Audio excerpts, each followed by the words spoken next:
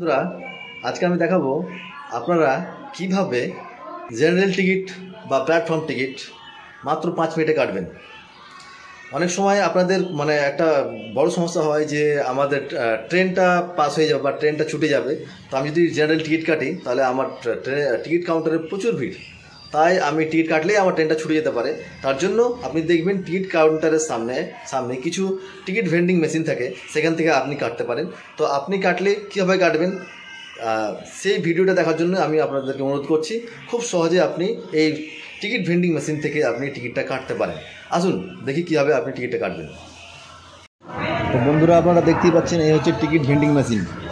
তো বন্ধুরা, প্রথমে আমরা চলে যাব ডিসপ্লেতে, সিলেক্ট ওয়ার্ল্ড স্টেশন করব, তারপর স্টেশনের নাম লিখব। স্টেশনের নাম লিখে আমরা নিচে যে দেখছেন একটা ক্যান্সেল বাটন আছে, একটা ডান সাইডে একটা পে বাটন আছে, আমরা পে করব। পে করলে আমরা তারপরে কিউআর কোড স্ক্যান সিলেক্ট করব। কিউআর কোড স্ক্যান সিলেক্ট আসার পর আমরা ফোনপে থেকে বা পেটিএম থেকে এই কিউআর কোড স্ক্যান করলেই আমরা পেয়ে যাব। Thank you.